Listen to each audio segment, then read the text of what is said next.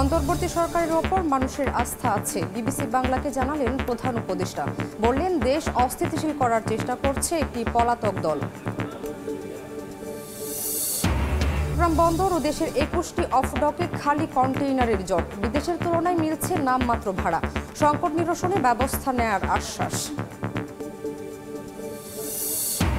যুক্তরাষ্ট্রের সঙ্গে খনিজ চুক্তি করতে প্রস্তুত ইউক্রেন। বিবিসিকে দেয়া সাক্ষাৎকারে জেলেনস্কি। ওয়াশিংটনকে নিয়েই যুদ্ধ বন্ধে একমত ইউরোপ।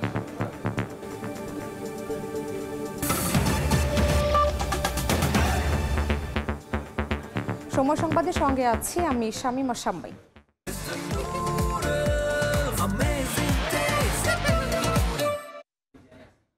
একটা পলাতক দল দেশকে অস্থিতিশীল করতে সর্বোচ্চ চেষ্টা করছে বলে মন্তব্য করেছেন প্রধান উপদেষ্টা ডক্টর মোহাম্মদ ইউনূস।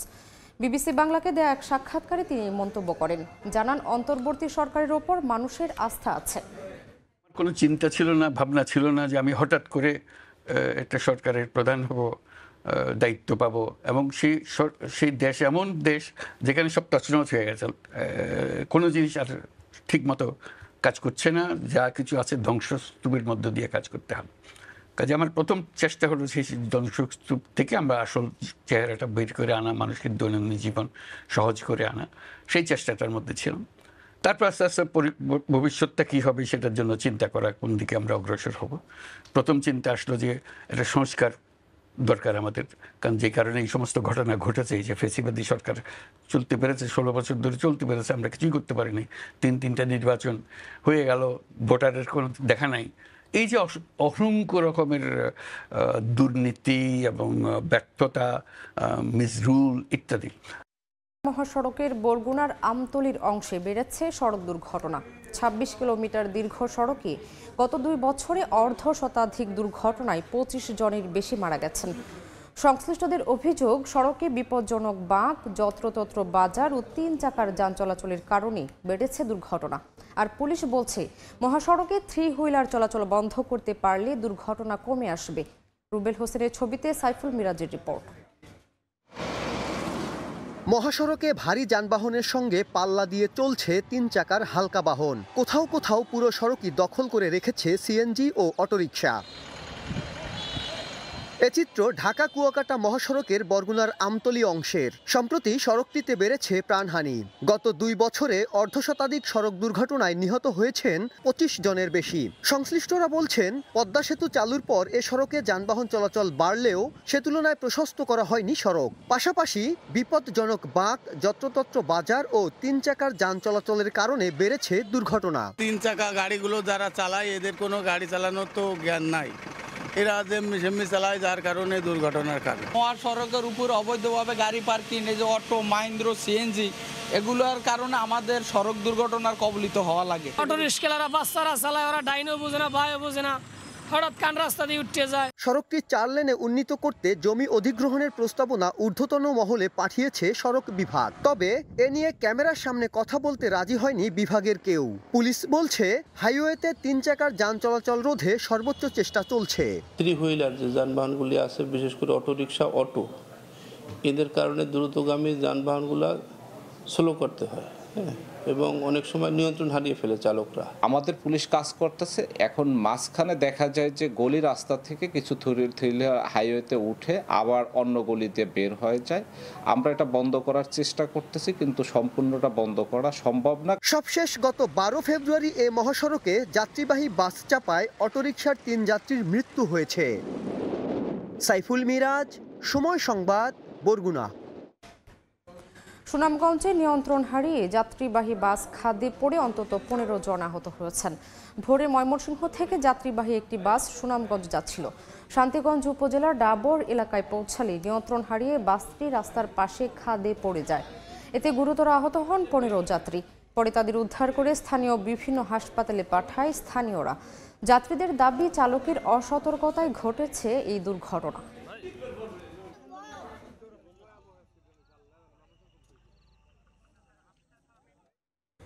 নৌ দুর্ঘটনা ঘটলে তা উদ্ধারে পর্যাপ্ত সক্ষমতা নেই।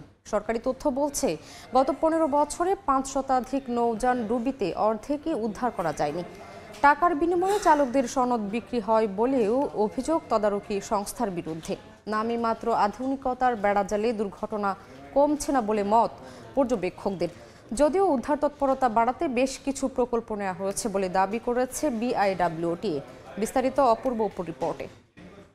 বাংলাদেশ অভ্যন্তরীণ নৌপরিবহন কর্তৃপক্ষ বিআইডব্লিউটিএর তথ্য মতে গত ১৫ বছরে ৫০৫টি নৌযান ডুবির ঘটনা ঘটেছে। এর মধ্যে ২৩৪টি উত্তোলন করা সম্ভব হলেও অর্ধেকেরও বেশি অর্থাৎ ২৭৫টি নৌযানই উদ্ধার করা সম্ভব হয়নি। যদিও বেসরকারি হিসেবে এই সংখ্যা আরও বেশি।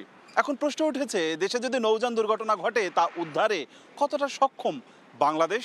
সরকার যারাই আসুক এই সেক্টরটাকে যাতে করে এই উদ্ধার ক্ষমতা আরও বাড়িয়ে এই নৌ দুর্ঘটনার কবলিত থেকে মানুষকে উদ্ধার করা যায় এবং দেশের সম্পদ যাতে সুষ্ঠুভাবে ফিরে আসে এটার বিষয়ে নজর রাখবে। নৌযান ডুবলে দেশে 4টি উদ্ধারকারী জাহাজ ও নির্ভীক রয়েছে। সব জাহাজ মিলে ওজন তোলার সক্ষমতা রয়েছে মাত্র 620 টন। এর বিপরীতে ঢাকা বরিশাল নদীপথে যেসব লঞ্চ চলে তার প্রতিটির ওজন গড়ে প্রায় 3000 টন। নৌযান ডুবে গেলে তা উদ্ধার তৎপরতায় পূর্ণ সক্ষমতা না থাকার পাশাপাশি অভিযোগ উঠেছে লঞ্চ চালকদের দক্ষতা নিয়ে। আছে আধুনিক প্রযুক্তির অভাবে নৌযান পর্যবেক্ষণও। যারা অদক্ষ তারা তো পয়সার বিনিময়ে সার্টিফিকেট নিয়ে আসছে, তারা ভালো মন্দ প্র্যাকটিক্যাল কোনো কাজকর্ম জানে না, তাই তাদের দ্বারা যে দুর্ঘটনাগুলো ঘটে। মনিটরিংয়ের জন্য আমাদের যদি নৌযানগুলোতে নির্দিষ্ট রেজিস্ট্রেশন থাকে এবং নৌযানগুলো যদি আমাদের জিপিএস মনিটরিং সিস্টেম থাকে, তাহলে আমরা এই ট্রাফিক সিস্টেমটাকে আরও বেশি সার্ভেলেন্সের আওতায় নিয়ে আসতে পারবো। বিআইডব্লিউটিএ বলছে 500 টন করে আরও 4টা উদ্ধারকারী জাহাজ কিনতে প্রকল্প প্রক্রিয়াধীন রয়েছে। জনবল, তারপরে এই প্রশাসনের ডিসেন্ট্রালাইজেশন, মানে সব কিছু ঢাকা কেন্দ্রিক না রেখা যেখানে আমাদের নৌযানের উৎস বা যেখান থেকে আমাদের মাল লোডিং আনলোডিং হয় ওখানে আমাদের নজরদারিটা বাড়াইতে হবে। 2000 টন পর্যন্ত জাহাজ যাতে আমরা তুলতে পারি সেরকম একটা প্রস্তাবনা বর্তমানে আমরা মন্ত্রণালয়ে প্রেরণ করেছি এবং এটা সক্রিয় বিবেচনায় আছে। আশা করা যায় যে এই সুবিধাটা আমরা নিতে পারলে আমরা 2000 টন পর্যন্ত জাহাজকে উত্তোলন করতে পারবো। বিআইডব্লিউটিএ তথ্য মতে নৌ দুর্ঘটনা ঘটলে নৌযান উদ্ধারে কাজ করে ফায়ার সার্ভিস, পুলিশ, নৌবাহিনী, কোস্টগার্ড সহ সরকারি অন্তত 25টি সংস্থা। অপূর্ব অপু, সময় সংবাদ, বরিশাল। পৃথিবীর অন্যান্য বন্দরের বিপরীতে তুলনামূলক ভাড়া কম হওয়ায় আন্তর্জাতিকভাবে বাংলাদেশ খালি কন্টেইনার রাখার ডিপোতে পরিণত হয়েছে বলে অভিযোগ উঠেছে। চট্টগ্রাম বন্দর এবং 21টি প্রাইভেট আইসিডিতে বর্তমানে 65,000-এর বেশি খালি কন্টেইনার পড়ে আছে। পণ্য আমদানির চেয়ে রফতানি কমে যাওয়ায় খালি কন্টেইনারের জট বাড়ছে বলে দাবি মেইন লাইন অপারেটরের। শাখাউত ত্রিপুর ক্যামেরায় বিস্তারিত জানাচ্ছেন কমল দে। চট্টগ্রামের 21টি প্রাইভেট আইসিডি বর্তমানে পণ্যভর্তি কন্টেনারের পরিবর্তে খালি কন্টেনারে পরিপূর্ণ হয়ে আছে। জানুয়ারি মাসে 51,781টির বিপরীতে ফেব্রুয়ারি মাসে খালি কন্টেনারের অবস্থান বেড়ে 60,854তে এসে দাঁড়িয়েছে। অফডকগুলোতে 20 ফুট সাইজের একটি কন্টেনারে একদিন রাখার ভাড়া 100 এবং 40 ফুট সাইজের কন্টেনার রাখার ভাড়া 200 টাকা। অথচ পৃথিবীর উন্নত বন্দরগুলোতে এই হার কয়েক গুণ বেশি। খালি কন্টেনার বাড়ার একটা অন্যতম কারণ হতে পারে রমজান মাসকে সামনে রেখে ভোগ্যপণ্যের আমদানির পরিমাণ বহুলাংশে বৃদ্ধি পেয়েছে এবং ডেলিভারির পর এই খালি কন্টেনারগুলো ডিপোগুলোতে গিয়ে জমা হচ্ছে। খালি কন্টেনারের স্তূপ জমায় অফডকের মতো একই পরিস্থিতি চট্টগ্রাম বন্দরের স্বাভাবিক সময়ে 2,500 থেকে 3,000 খালি কন্টেনার থাকলেও বর্তমানে রয়েছে 4,540টি কন্টেনার। এর মধ্যে জেসিবিতে 1,871টি এবং এনসিডিতে 2,669টি কন্টেনার রয়েছে। তবে খালি কন্টেনার জট নিরসনে ব্যবস্থা নেওয়া হচ্ছে বলে জানিয়েছেন বন্দর কর্মকর্তা। বিদেশি প্রতিষ্ঠানের চাহিদা অনুযায়ী এইসব খালি কন্টেনার জাহাজযোগে পৃথিবীর বিভিন্ন বন্দরে পাঠানোর সুযোগ রয়েছে। এক্সপোর্টের তুলনায় ইম্পোর্ট বেশি, তো সে কারণেই সবসময় আমাদের কিছু এমটি কন্টেনার জমে এবং কিছু এমটি কন্টেনার অনেক সময় আমরা এক্সপোর্টও করি। চট্টগ্রাম বন্দর কিংবা বেসরকারি অফডকগুলোকে খালি কন্টেনার রাখার ডিপো হিসেবে ব্যবহারের যে অভিযোগ করেছে তা অস্বীকার করেছে মেইন লাইন অপারেটর প্রতিষ্ঠানগুলো। সাম্প্রতিক সময়ে রফতানির তুলনায় আমদানি কয়েক গুণ বেড়ে যাওয়ায় খালি কন্টেনারের এই জট সৃষ্টি হচ্ছে বলে দাবি তাদের। অবশ্য চট্টগ্রাম বন্দরে 20 ফুট সাইজের জন্য 6 এবং 40 ফুট সাইজের কন্টেনার ভাড়া $12 মার্কিন রাখা হয়। প্রত্যেকটা ইন্টারন্যাশনাল ইন্টারন্যাশনাল পোর্টে কিন্তু এমটি কন্টেনার রাখার জন্য ফ্রি ডেজ থাকে, চিটাগং বন্দরে কিন্তু কোনো ফ্রি ডেজ নাই। সো চিটাগং পোর্ট কিন্তু এক্সপেন্সিভ একটা পোর্ট। বছরে চট্টগ্রাম বন্দর 32 লাখ কন্টেনার হ্যান্ডেলিং করছে। এর মধ্যে আমদানি করা পণ্য নিয়ে যেসব কন্টেনার আসে সেগুলো আবার রপ্তানি পণ্য বোঝা করে বিদেশি ক্রেতা প্রতিষ্ঠানের কাছে পাঠিয়ে দেওয়ার দায়িত্ব পালন করে মেইন লাইন অপারেটর প্রতিষ্ঠানগুলো। চট্টগ্রাম বন্দরের পাশাপাশি বেসরকারি 21টি অফডকে বর্তমানে 65,000-এর বেশি খালি কন্টেনারের অবস্থান রয়েছে, যা সাম্প্রতিক সময়ে খালি কন্টেনারের মজুদের রেকর্ড। এসব কন্টেনার কেন চট্টগ্রাম বন্দর এবং অফডকে পাঠানো হচ্ছে তার কোনো ব্যাখ্যা নেই। অভিযোগ উঠেছে আন্তর্জাতিকভাবে খালি কন্টেনারের ডাম্পিং হচ্ছে চট্টগ্রাম। আবার কেউ বা বলছে আগামীতে রপ্তানি বাড়তে পারে, তাই খালি কন্টেনার বাংলাদেশে আনা হচ্ছে। চট্টগ্রামের এসআক ডিপো থেকে কমল দে, সময় সংবাদ। রুমাল থেকে শুরু করে মাথার টুপি, শাড়ি থেকে লুঙ্গি সব রকমের কাপড় পাওয়া যায় এক বাজারে। সপ্তাহে বিক্রির পরিমাণ 5 থেকে 6 হাজার কোটি টাকা। বলছি দেশের অন্যতম বড় কাপড়ের বাজার নরসিংদীর শেখেরচর বাবুরহাটের কথা। ঈদকে সামনে রেখে এই বাজারে বেচাকেনায় ব্যস্ত পাইকারি ক্রেতা বিক্রেতারা। মাহমুদুল হাসান মাহফুজের ছবি ও আশিকুর রহমান পিয়ালের তথ্য নিয়ে রিপোর্ট। দেশের নানা প্রান্ত থেকে পাইকারি ক্রেতাদের ভিড় নরসিংদী শেখেরচর বাবুরহাটের কাপড়ের হাটে। রমজানের সপ্তাহখানেক আগে থেকে এখানে জমে উঠেছে ঈদের বেচাকেনা। সুতা, রং ও বিদ্যুতের দাম বাড়ায় বেড়েছে কাপড়ের উৎপাদন খরচ। তাতে প্রকারভেদে দাম বেড়েছে গড়ে 10% পর্যন্ত। এতে শঙ্কায় পড়েছেন ক্রেতা বিক্রেতারা। কাপড় চোপড়ের একটু দাম একটু গত বছর থেকে একটু বেশি। আমরা যে আগে যে লাভটা করতে পারছি এখন বর্তমানে এই লাভ করতে পারি না। সুতার দাম বাড়ছে, রঙের দাম বাড়ছে, ডাইঙ্গের দাম বাড়ছে, সবই বাড়ছে, শ্রমিকের দাম বাড়ছে, কিন্তু বেচাকিনি নাই। ঈদের বেচাকিনি তো এইমাত্র গত সপ্তাহে এই সপ্তাহ শুরুই হলো। এই বাজারের পাইকারি ক্রেতারা বলছেন কাপড়ের দাম বাড়া ও স্থানীয় বাজারে এখনো ঈদের বেচাকেনা শুরু না হওয়ায় আগে থেকে খুব বেশি কাপড় তারা কিনছেন না। চাহিদা বুঝে পরে হয়তো বেচাকেনা বাড়াবেন। ব্যবসায়ী হিসাবে সবার একটা আশা থাকে রমজানে ভালো ব্যবসা কিনা করবো, সেই হিসাবে আমরা মাল নিতে চাই। অন্য বছর যে হিসাবে আমরা মাল কেনাকাটা করি আগের চেয়ে এবার একটু কমই কেনাকাটা করছি। 10 টাকা 20 টাকা বা গজের ক্ষেত্রে 2 টাকা 3 টাকা বেড়েছে। তো বেচাকেনি এখনো শুরু হয়নি, মানে আগে বেশি নিতাম এখন একটু কম নিতেছে। ঈদ উপলক্ষে সপ্তাহের প্রতি হাটে 5 থেকে 6 হাজার কোটি টাকার কাপড় বেচাকেনা হচ্ছে উল্লেখ করে বণিক সমিতি জানিয়েছে ব্যবসায়ীদের জন্য পর্যাপ্ত নিরাপত্তার ব্যবস্থা করা হয়েছে। 2,000-3,000 কোটি টাকার মতো প্রতি সপ্তাহে রানিং বেচা কিনা, যদি বাজার একটু ভালো যায় তাই 4,000-5,000 কোটি টাকা, কিন্তু এখন যদি সিজন এখন একটু আরো বেশি বেচা কিনা। বণিক সমিতির দাবি দেশীয় বস্ত্রের প্রায় 70% কাপড়ের চাহিদা পূরণ হয় এই বাজার থেকে। আর ছোট বড় মিলিয়ে 6,500 দোকানে প্রায় 50,000-এর বেশি মানুষ কর্মরত রয়েছেন। সময় সংবাদ, নরসিংদী। সময় সংবাদে আরও থাকছে। And the Oscar goes to Adrian Brody.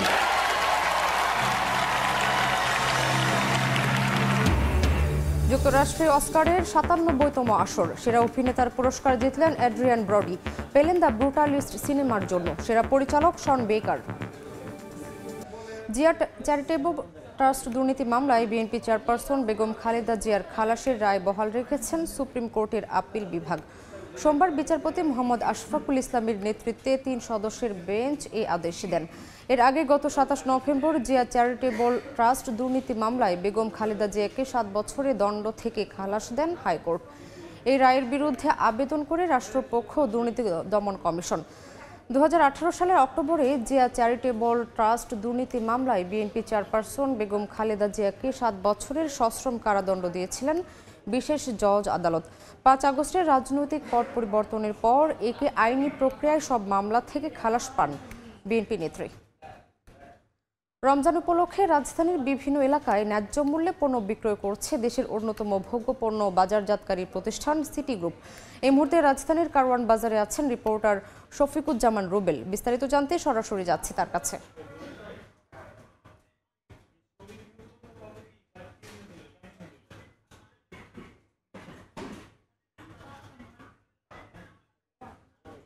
উপলক্ষে সিটি গ্রুপের পক্ষ থেকে রাজধানীর বিভিন্ন জায়গায় মোট 12টি জায়গায় কিন্তু ন্যায্য মূল্যে ভোক্তাদের জন্য পণ্য সরবরাহ করা হচ্ছে। আপনারা দেখতে পাচ্ছেন আমরা এই মুহূর্তে রাজধানী কারওয়ান বাজারে টিসিবি ভবনের সামনে রয়েছে। এখানেও কিন্তু একটি গাড়ি কিন্তু এখানে এসছেন ঠিক 10টার পরে থেকে মূলত এই কার্যক্রম শুরু হয় এবং দিনব্যাপী চলে। এই আপনারা দেখতেই পাচ্ছেন যে এখানে মূলত সিটি গ্রুপের যেই বাজারজাতকরণের যেই পণ্যগুলো রয়েছে তাদের উৎপাদিত থেকে শুরু করে সেই পণ্যগুলো রমজান উপলক্ষে কিন্তু বিশেষ ছাড় বলা চলে, কেননা শুধুমাত্র উৎপাদিত খরচে এবং সেই খরচের থেকেও কিছুটা কম পয়সায় কিন্তু এখানে যারা ভোক্তা তারা কিন্তু সেই সুযোগটা পাচ্ছেন। আমরা গতকালকে এই কার্যক্রম উদ্বোধন যখন হয় এই নগর জুড়ে 12টি পয়েন্টের, তখন থেকে আমরা দেখেছি মানুষের চাহিদার জায়গাটা কিন্তু অনেক শেষ। আপনারা দেখতেই পাচ্ছেন যে যেই লিস্ট আনানো হয়েছে সেই লিস্ট অনুযায়ী যেই উৎপাদিত খরচ সেই খরচের থেকেও কিছু কিছু টাকা কম কিন্তু মূল্যে এখানে মূল্য ধরা হয়েছে। শুধুমাত্র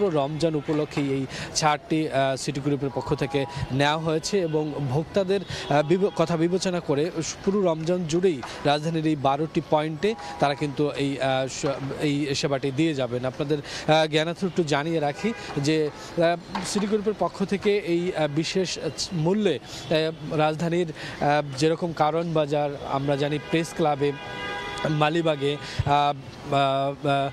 বাংলাদেশ ব্যাংকের সামনে, এদিকে মোহাম্মদপুরে এবং নিউ মার্কেট এলাকা এবং মিরপুর এলাকা জুড়েও মোট 12টি জায়গায় মূলত এই কার্যক্রম চলছে আজকে থেকেই 10টার পর থেকে এবং গতকাল এটা উদ্বোধন করা হয়েছে। যেই সুযোগ এই পণ্যগুলোর মধ্যে যেগুলো রয়েছে যে বিশেষ করে রমজান জাতীয় পণ্য যেমন ছোলা, মুড়ি, চিনি, এছাড়া তেল রয়েছে, আটা, ময়দা রয়েছে। আপনারা দেখতেই পাচ্ছেন যে মাত্র শুরু করেছে, 2-4 মিনিট হয়েছে গাড়িটি এসেছে, সাথে সাথে আমরা দেখছি যে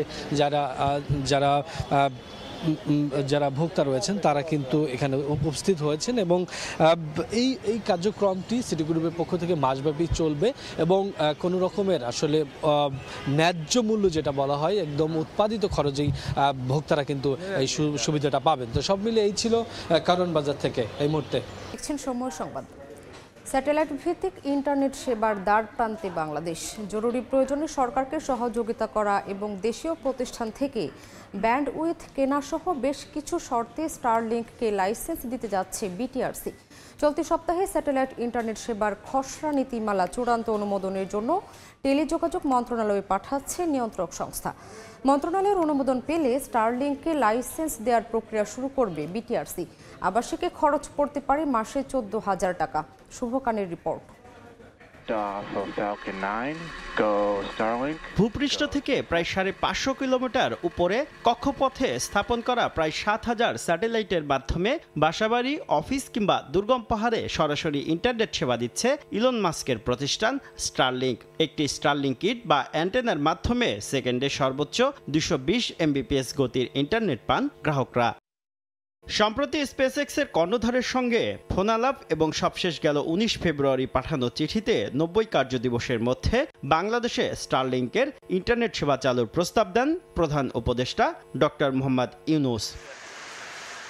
সেই লক্ষ্যে স্যাটেলাইট ইন্টারনেট সেবার খসড়া নীতিমালা তৈরি করেছে বিটিআরসি, যেখানে লাইসেন্স আবেদন ফি 5 লাখ টাকা, রাজস্ব ভাগাভাগি 5.5% রাখা হচ্ছে। এছাড়া জরুরি প্রয়োজনে বিটিআরসি এবং নিরাপত্তা সংস্থার শর্ত মেনে কার্যক্রম পরিচালনা করতে হবে স্টারলিংকে। দেশে আর্থ স্টেশন স্থাপন এবং আইআইজি প্রতিষ্ঠান থেকে ব্যান্ডউইথ কেনার শর্তও রাখছে নিয়ন্ত্রক সংস্থা। আমরা একটা গাইডলাইন প্রণয়ন করেছি, মন্ত্রণালয়ে প্রেরণ করেছি। মন্ত্রণালয় কয়েকটা অবজারভেশন দিয়ে আবার আমাদের মতামত জানতে চেয়েছে। এইটা হয়তো আমরা এই সপ্তাহে পাঠিয়ে দিই। সরকার যদি অনুমোদন করে তখন আমরা লাইসেন্স দেব। স্টারলিংকের পরিষেবা পেতে কিট কিনতে হবে গ্রাহকদের, যার দাম 41,880 টাকা থেকে 71,880 টাকা। এছাড়াও আবাসিকে মাসিক ফি সর্বনিম্ন $120 বা প্রায় 14,500 টাকা। বিপরীতে বর্তমানে মাত্র 500 টাকায় ব্রডব্যান্ড ইন্টারনেট সেবা পান দেশীয় গ্রাহকরা।